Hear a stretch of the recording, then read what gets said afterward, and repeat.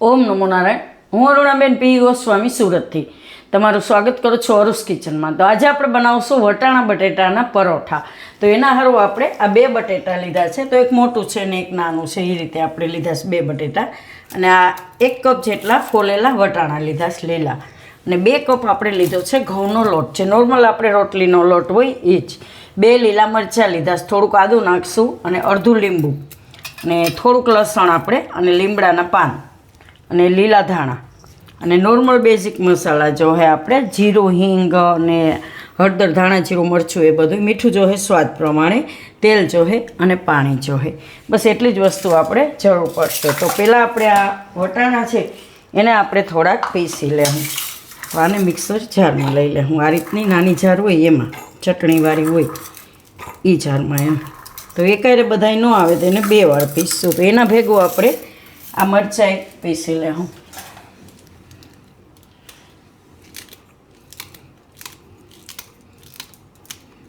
અને આદું. તો આદું આપણે એના ભેગું જ પીસી લેવું. ને તમે છીણી નહીં નાખી શકો અને આના ભેગું પીસી શકો એમ. તો પહેલાં આપણે આટલું પીસી લેવું કે એકાયરે બધું નહીં આવે. જો પીસવામાં જરૂર પડે તો તમે થોડુંક પાણી નાખી શકો એમ.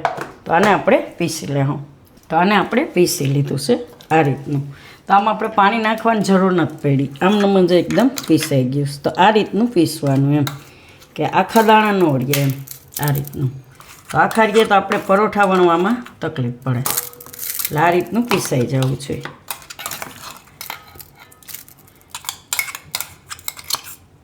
તો હવે આપણે જે બીજા વટાણા છે એને એમાં પીસી લેવું. એમાં મરચાં નાખ્યા હતા, આમાં આપણે આ આદું નાખી દેવું.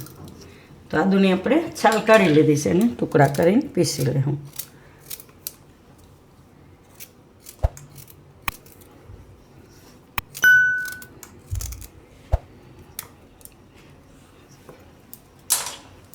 આને પીસી લેવું આપણે. તો આને આપણે પીસી લીધું આ રીતનું. થોડુંક આદું ઓલું લાગે છે હજી, આને આપણે થોડુંક પીસી લેવું. તો એમાં આપણે ભેગું આ લીમડો અને લસણ એ પીસી લેવું. તો આ બધું આપણે આ રીતે પીસી લીધું. તો આને કાઢી લેવું આમાં જ.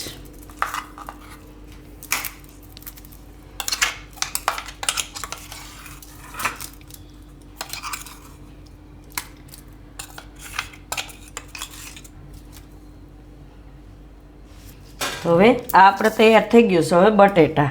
તો બટેટાને આપણે આ રીતે છાલ કાઢી લેવું પહેલાં.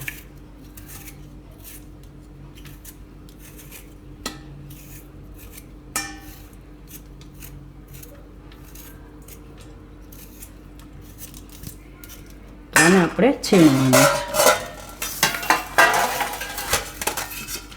આને છીણી લેવું આ રીતે. આપણે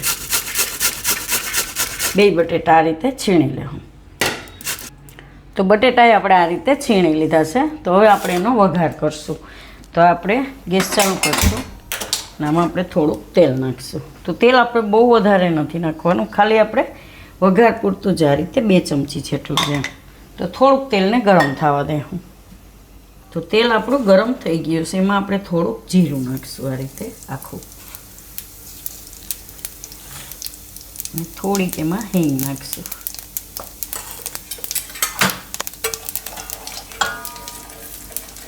તો આમાં આપણે નાખી દેવા છીણેલા બટેટા.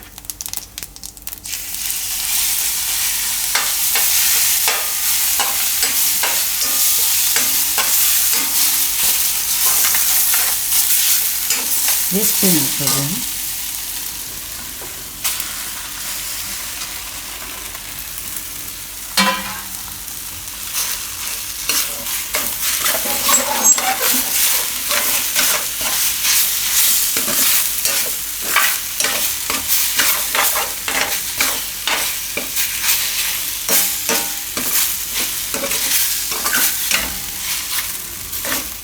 આમાં આપણે નાખી દઈશું આ વટાણા અને મરચાં અને બધું પીસેલું.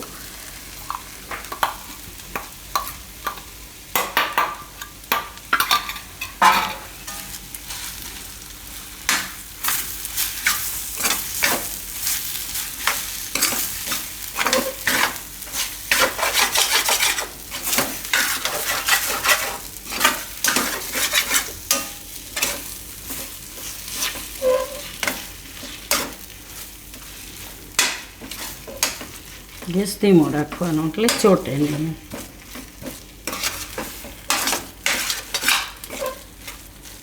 હવે આમાં બીજા મસાલા નાખીએ.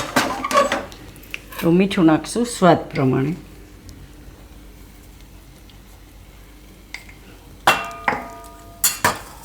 ધાણા જીરું,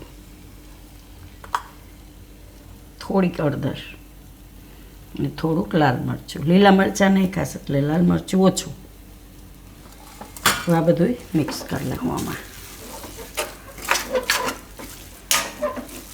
ખાલી આને 2 થી 3 મિનિટ જ પકાવવાનું છે. એટલે આનો થોડોક કાચો ટેસ્ટ ન આવે એમ.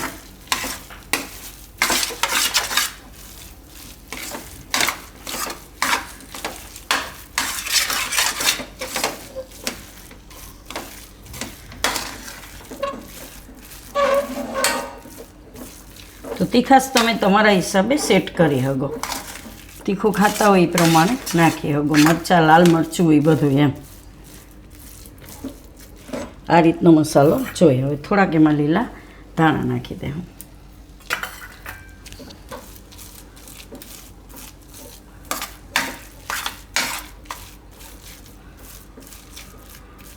હવે ગેસ બંધ કરી દે. હું આમાં નાખી દે હું થોડુંક લીંબુ.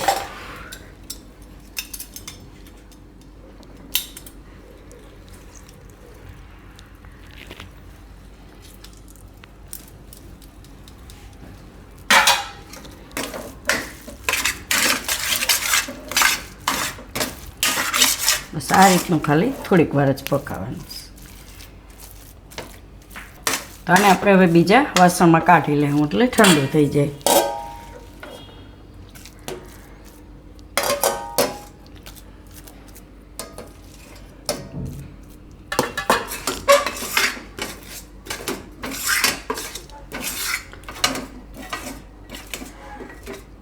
હવે આને આપણે ઠંડુ થવા દેવું. તો આપણે ઠંડુ થાય ત્યાં સુધીમાં આપણે લોટ બાંધી લેવું. તો આમાં આપણે લોટ લઈ લેવું. થોડોક રાખી દેવું વારવા માટે. આમાં થોડુંક મીઠું નાખશું. થોડાક આપણે એમાં લીલા ધાણા નાખશું.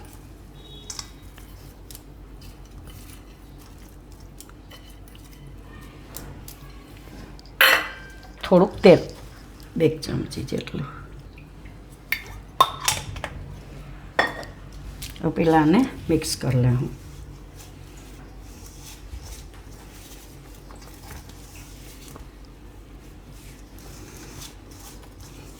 હવે આમાં જરૂર પ્રમાણે પાણી નાખીને આપણે લોટ બાંધી લેવું.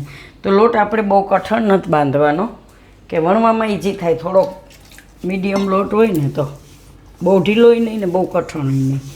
તો એને આપણે બાંધી લેવું જરૂર પ્રમાણે પાણી નાખીને.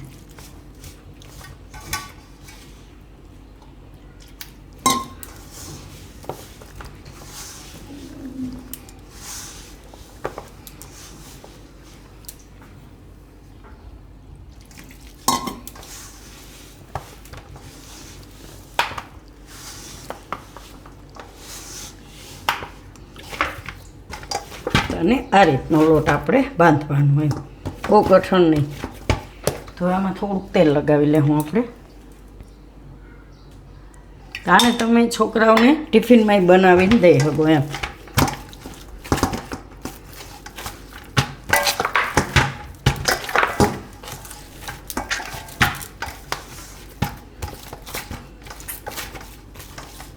આને આપણે ઢાંકીને થોડીક વાર રહેવા દઈશું, 5 મિનિટ માટે. તો મસાલો આપણો ઠંડો થઈ ગયો છે આ રીતે. અને હવે લોટ જોઈ લઉં. તો લોટને આપણે થોડીક વાર રેસ્ટ કરાવી દીધો 5-7 મિનિટ. થોડોક આ રીતે આ રીતનો લોટ જોઈ એકદમ મસ્ત સ્મૂથ હોય એમ. હવે આમાંથી આપણે બનાવશું પરોઠા. તો પહેલાં આપણે ગેસ ચાલુ કરી દઈએ. તવી લીધી છે, ગરમ થાય એટલે ધીમું પાડી દેવું એને. હવે આમાંથી આપણે વણી લેવું.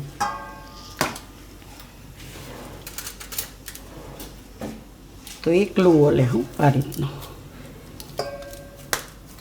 થોડોક મોટો. એટલે બહુ પાતળું નહીં કરીએ આને આપણે.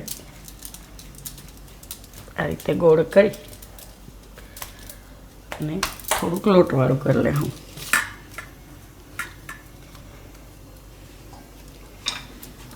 તો આ રીતનો લોટ હોય ને તો વણવામાં એકદમ ઇઝી થાય.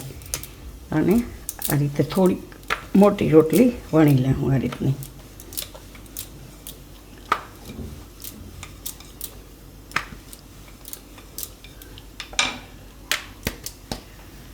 ગેસ ધીમો કરી દેવું. આમાંથી આપણે મસાલો લઈ અને આમાં વચ્ચે રાખશું આ રીતે. એકદમ મસ્ત લાગે છે ખાવામાં. આમાં આપણે બધાય મસાલા નાખ્યા, આદુ મરચાં, લસણ, લીંબુ. હવે આને આપણે આ રીતે વારી દેવું બધી બાજુથી. પછી વધારાનો લોટ ઉપરથી કાઢી લેવું. એ બીજા પરોઠામાં આપણે વાપરી લેવાનું આ રીતના. હવે આને આપણે હાથેથી થોડુંક સેટ કરી લેવું આ રીતના. એટલે વણવું ઓછું પડે તમારે. એકદમ સરસ સ્મૂથ લોટ હશે ને એટલે એકદમ હાથથી સરસ થઈ જાય આ રીતના. તો હવે આને આપણે વણી લેવું થોડુંક. તો થોડોક કોરો લોટ આ રીતે લઈ લેવું. એકદમ હળવે હાથે વણી લેવું.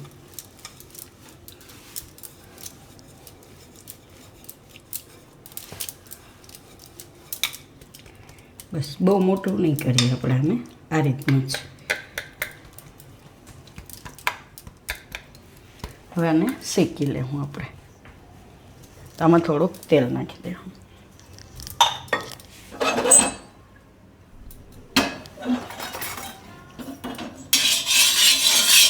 તમે ઘીમાંય બનાવી શકો ને તેલમાંય બનાવી શકો, જેમાં તમને ભાવે એ રીતે એમ. અને આપણે શેકી લેવું. તો તેલ નાખીને આ રીતે શેકીએ એટલે એકદમ સરસ મસ્ત લાગશે એમ. એક બાજુથી થોડુંક શેકાઈ જાય તેલમાં, પછી એને ફેરવી લેવું. આ રીતે બે બાજુ શેકી લેવું. તો આને આપણે બીજી બાજુ શેકી લીધું. હવે ફેરવી લેવું. આ રીતનું શેકવાનું. થોડું તેલ જરૂર પડે તો નાખી દેવાનું.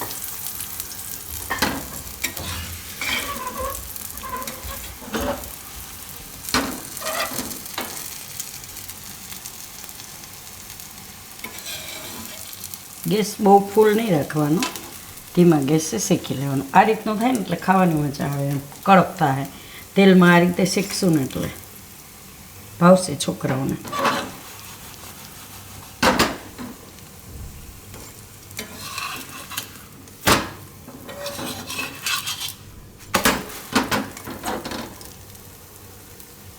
શેકી લેવું એને આપણે બીજી બાજુ ધીમા ગેસે. અને આપણે શેકી લીધું સારી રીતે બે બાજુ આ રીતનું.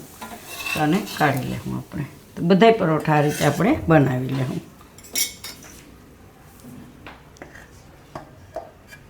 આમાંથી આપણે આ 5 પરોઠા આ રીતે બનાવી લીધા છે. તો આટલું સ્ટફિંગમાંથી આપણે લગભગ 6 થી 7 પરોઠા જેવા બનશે આ સાઈઝના આપણે. ને એકદમ સરસ લાગશે ખાવામાં છોકરાઓને. તમે દહીં આયરે આપો કે પછી કેચઅપ આયરે આપો કે કોઈ પણ વસ્તુ આયરે તમે. અને આમનામય ખાઈ શકશે. આમાં એટલો બધો સરસ મસાલો આપણે નાખ્યો છે એમ. અને આ રીતના કડક બનાવ્યા છે. તો તૈયાર છે આપણા વટાણા અને બટેટાના પરોઠા. તો જો તમને મારી આ રેસીપી પસંદ આવી હોય તો એને લાઈક કરજો, શેર કરજો અને મારી ચેનલને સબસ્ક્રાઈબ કરજો. અને બેલ આઇકન દબાવવાનું ના ભૂલતા. કમેન્ટ કરીને કહેજો કે તમને કેવા લાગ્યા વટાણા બટેટાના પરોઠા.